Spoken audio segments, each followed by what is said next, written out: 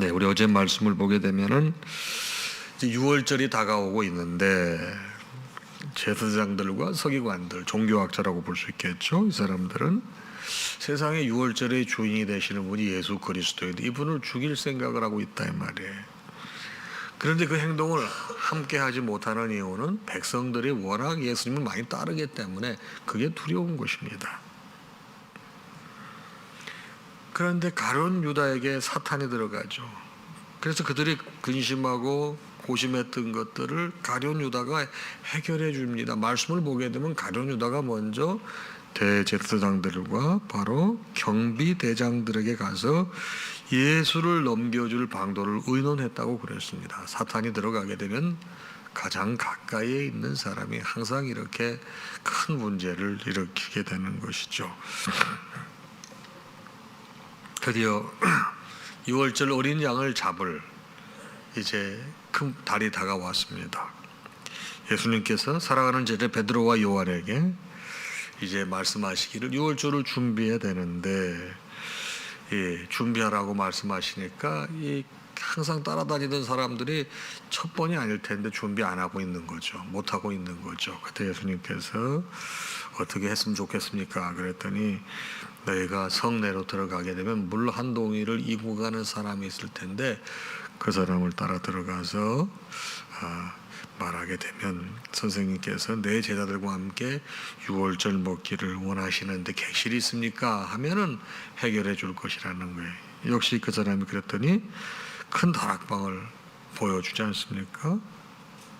그들이 그렇게 하신 대로 말한 대로 그대로 했어요. 그 다락방에서 여러분이 이제 6월절 만찬이 있지 않습니까? 오늘 말씀은 그 내용을 이어가는 것입니다. 때가 이르매 예수께서 사도들과 함께 앉으사 드디어 이제 다락방에서 6월절 만찬을 하시는 거예요. 사도들과 함께 앉아서 말씀하시를 내가 이제 고난을 받기 전에 너희와 함께 이 6월절 먹기를 원하고 원하였노라. 원하고 원했다고 하는 것은 주님께서 이제 곧 십자가를 지실 텐데 아직도 제자들은요 이게 무슨 말인지 몰라요. 아주 직설적으로 말씀하잖아요. 내가 고난을 받기 전에 너희와 함께 이 6월절을 먹기를 원하고 원하였노라. 지금 고난을 받는다고 말씀하시고요. 이걸 먹기를 원하고 원했다는 것입니다. 왜 하필이면 예수님께서 이 6월절에 대해서 이렇게 강조하실까요? 이제 주님께서 십자가를 지실 시간이 얼마 남지 않은 것입니다. 이것은 제자들에게 죽음 이후 천국에서 만나게 될 것을 말씀하시는 거예요. 바로 당신이 이제는 곧바로 6월절에 어린 양이 되신다는 것을 이렇게 말씀하고 있는 겁니다. 십자가의 죽음이 완전한 새로운 시작임을 의미하기 때문에 예수님께서 제자들에게 이렇게 말씀하시는 거예요. 내가 원하고 원하였노라. 너희들이 지금은 모르지만은 나중엔 알게 될 것이다 이 말이에요. 여러분 동물의 왕국 같은 거 보게 되면은 여러분 맹수라든가 또 동물들이 나와서 자기 짐승들에게 자기 새끼들에게 그 이 먹이 잡는 법이라든가 어떻게 사는지 그걸 이렇게 가르치는 방법이 특이합니다. 이리 와봐. 이렇게. 이게 아니에요. 어떻게 하죠? 그냥 살아요. 그 먹이 잡아다가 먹이고요. 그냥 그렇게 해요. 그러면 새끼들은 아무 생각 없이 엄마가 갖다 주는 거 먹어요. 어깨너머로 자기도 모르는 사이에 그 보는 겁니다. 나중에 이제 엄마하고 헤어지잖아요. 그렇죠? 커지게 되면. 그때 어렴풋이 봤던 것들. 그런 게 다 기억이 나서 이제 자기도 건강한 개체가 돼서 자기 삶을 영위하는 거거든요. 마찬가지로 우리 주님께서 제자들에게 이 모양 저 모양으로 계속 말씀하시는 것은 주님 살아계실 때는 이게 어떤 의미인지 잘 모르잖아요. 주님께서 십자가를 지셨을 때도 몰라요. 다 도망갔어요. 너무 허무하게 생각했는데 어떻게 그걸 깨닫죠? 주님께서 사망 권세를 이기시고 부활하시잖아요. 부활하셨는데 그분이 부활하셔서 도저히 이 사람들의 이 제자들의 생각으로는 죽은 사람이 어떻게 살아나? 그리고 이 두려워서 방 안에 이렇게 숨어 있는데 주님께서 나타나시는 거예요. 아니 문이 안 열렸는데 어떻게 들어와요? 그런 걸 보고서 주께서 평상시 하신 말씀 그런 걸 다 생각하는 거예요. 그때 주님께서 사망 권세를 이기시고 부활하신 것, 이 부활 사건이 사실은 모든 제자들에게 또 많은 우리 크리스찬들에게 이게 바로 생명이라는 걸 깨닫게 하고 부활 신앙이 사실은 신앙생활을 한 단계 업그레이드 시키는 거예요. 그 말씀의 능력이 되는 것을 부활 사건을 통해서 깨닫게 되는 거거든요. 그리고 그 제자들이 보는 앞에서 승천하시잖아요. 40일 동안 이 땅에 계시다가. 그리고 말씀하시기를 내가 이 올라가는 이 모습대로 그대로 너에게 다가오리라, 속히 오리라고 말씀하셨잖아요. 그게 다 믿어지는 거예요. 그래서 그 이후에 기독교가 어마어마하게 세상에 퍼지면서 많은 죽어가는 영혼들을 주님 앞으로 인도하는 정말 아름다운 신앙 공동체가 되게 된 것이죠.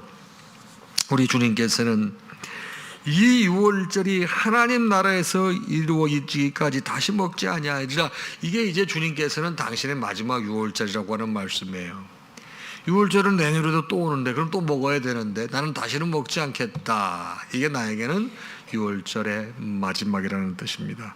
그리고 잔을 받으사 감사 기도하시고 말씀하시기를 갖다가 너희끼리 나누라. 18절부터 이제 20절까지 그 유명한 성만찬의 얘기가 나옵니다. 자, 내가 너희에게 이르노니 내가 이제부터 하나님의 나라가 임할 때까지 포도나무에서 난 것을 다시 마시지 아니하리라 하시고. 무슨 말씀입니까? 유월절 만찬이 이 땅에 육신을 입고서는 마지막이라는 말씀이에요. 또 떡을 가져 감사 기도하시고 떼어 그들에게 주시며 이르시되 이것은 너희를 위하여 주는 내 몸이라. 너희가 이를 행하여 나를 기념하라 하시고 또 저녁을 먹은 후에 잔도 그와 같이 하여 이르시되 이 잔은 내 피로 세우는 새 언약이니 곧 너희를 위하여 붓는 것이라. 떡과 포도주. 성만찬이라는 게 뭡니까? 십자가에서 찢기시고 흘리신 우리 주님의 살과 피이지 않습니까? 주님의 몸과 피를 통해서 여러분과 저에게 새로운 생명을 주신 것입니다. 그래서 성만찬의 가장 중요한 의미는 이 십자가 대속적인 사랑을 통해서 여러분과 제가 새로운 생명을 얻었다는 것입니다. 그래서 성만찬을 우리가 임할 때마다 날 구원해 주신 하나님의 은혜에 감사하는 것입니다. 죽을 수밖에 없는 나 같은 죄인을 용서해 주시고 구원해 주시기 위해서 당신의 피와 살을 내주신 주님 감사합니다. 그걸 기념하는 거예요. 2000년 넘게 우리는 계속 그걸 지금 기념해 오고 있는 거예요. 주님께서 우리의 구원을 위해서 찢기신 살이고 흘리신 보혈이에요. 이것을 먹고 마실 적마다 우리를 위해 구원 희생 제물이 되신 주님을 기억하는 것, 이게 사실은 기독교의 또 핵심 아니겠습니까? 그래서 이 성만찬이야말로 우리가 할 때마다 꼭 주님을 기억하고 그분의 사랑을 생각하는 거예요. 심지어 여러분 천주교에서는 이 성만찬의 중요성을 강조하기 위해서 신학적으로 화채설이라고 하는 이론까지 정립을 했습니다. 화채설이라는 게 뭡니까? 화채설은 우리는 상징설을 믿습니다. 우리 기독교에서는. 그런데 이 사람들은요, 성만찬을 먹고 마실 때 바로 즉시 이것이 예수님의 피가 되고 살이 된다고 믿는 거예요. 그만큼 성만찬의 중요성에 대해서 이 천주교에서는 강조하는 거예요. 우리 기독교에서는 그걸 어떻게 생각합니까? 우리도 그렇게 생각하지만 이게 당장에 피가 되고 살이 되는 건 너무 과하지 않느냐. 그래서 우리는 여기에 상징이다. 또 어떤 분은 임재설을 주장하는 분도 있어요. 그러나 중요한 건 뭡니까? 이것이 결국은 우리를 사랑하시기 위한 주님의 사랑의 표현이었다고 하는, 이것이 핵심인 것이 되게 되겠습니다. 구원은 그 누구도 나를 대신해서 받아줄 수 없는 것입니다. 그래서 6월절의 만찬도 그 누구도 나를 대신해서 먹을 수 마실 수가 없는 것입니다. 주님께서는 여러분과 저의 죄를 위해서 십자가를 지신 거예요. 우리에게 구원을 주시기 위해 당신이 희생하신 거예요. 그런 거로 여러분도 저도 이 희생의 사랑을 받았으면 우리가 그걸 전해주고 흘러보내야 되는데, 우리 신앙의 선지들이 그걸 너무나 오랫동안 잘해왔어요. 그래서 예수님 한 분의 희생으로 말미암아 지금 전 세계에 얼마나 많은 크리스찬들이 있습니까? 여러분도 저도 그 사랑을 받았기에 우리 주변에 아직 구원 백성이 되지 못해도 고통스러워하는 형제요, 자매요, 친구요, 이웃이요 너무나 많이 있지 않습니까? 우리도 그래서 그들을 사랑하는 마음을 가지고 늘 주의 말씀을 우리 삶의 좌표로 삼고 주의 말씀을 먹어가면서 사랑하는 주변에 있는 잃어버린 영혼들을 위해서 헌신하고 마음을 표하고 선한 영향을 끼치는 것이 그렇게 귀중하다고 하는 것입니다. 이제 주님께서는 핵심을 짚으십니다. 21절입니다. 떡과 포도주에 대해서 말씀하신 후에 그러나 보라, 나를 파는 자의 손이 나와 함께 산 위에 있도다. 이게 무슨 일입니까? 6월절 만찬을 하시는데 지금 나를 파는 자가 지금 이 식탁에 같이 있다는 거예요. 얼마나 가룟 유다가 섬뜩했을까요? 주님께서는 마지막으로 뭘 주시는 거죠? 가룟 유다에게 회개할 수 있는 기회를 또 주시는 거예요. 근데 가룟 유다 어땠어요? 밥 먹고 가잖아요.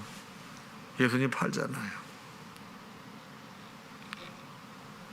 그래서 여러분 6월절 밤 저녁에 주님이 체포되시는 거예요.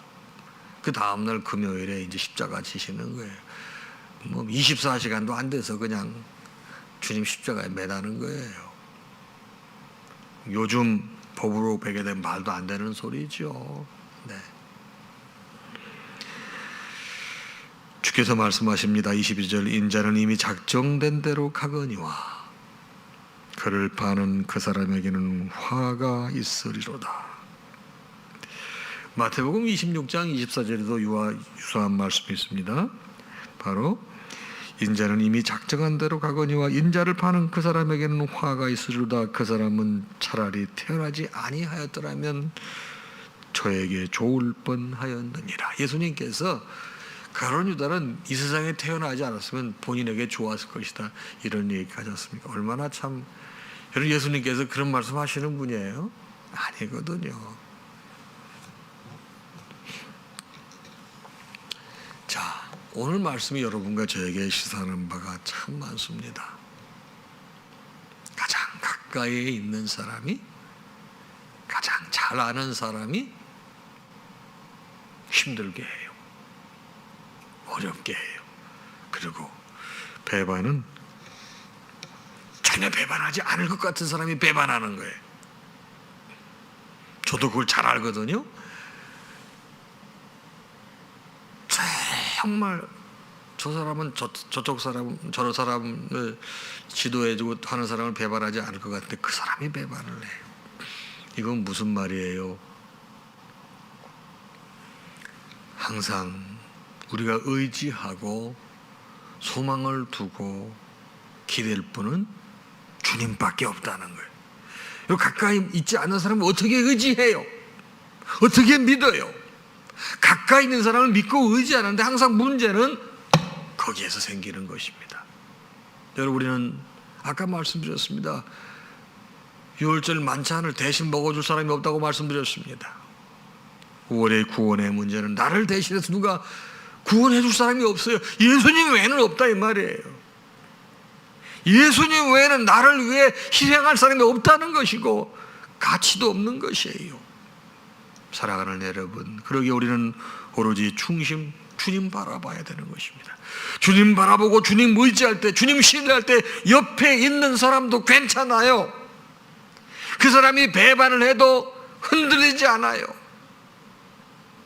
주님 바라보지 않게 되면 나도 모르는 사이에 의지하다가 여러분 뒤통수 맞는 사람이 얼마나 많습니까?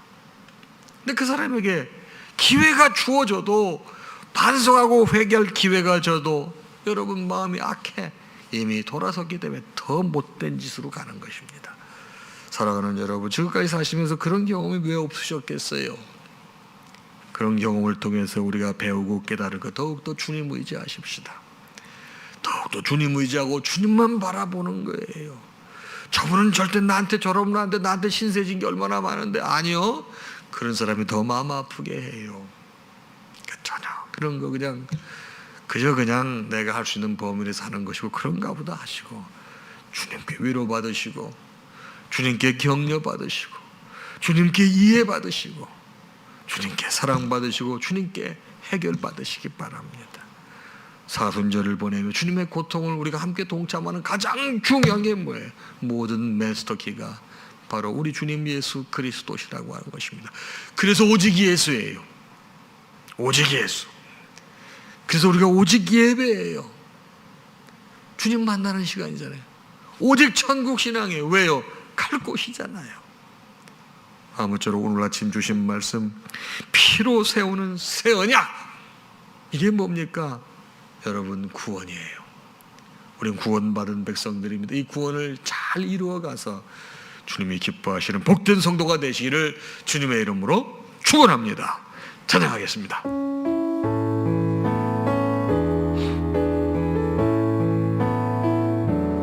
모든 영광 하나님께,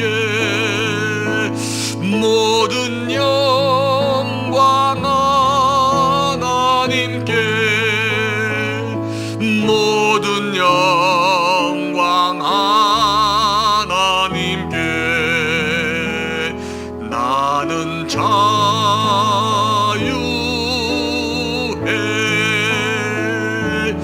마라나타 주 오신다.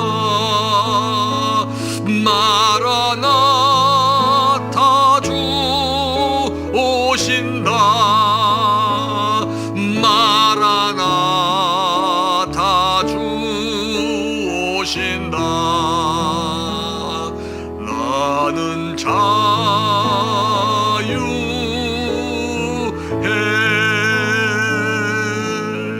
우리 주님 예수 그리스도의 크신 은혜와 하나님 아버지의 무한하신 사랑하심과 성령님의 감동, 감화, 교통, 역사, 충만하심이 오늘 아침 우리에게 주신 말씀을 받고 새 하루를 시작하는 사랑하는 당신의 모든 자녀와 그 가정 위에 이제로부터 영원토록 함께 있을지어다. 아멘.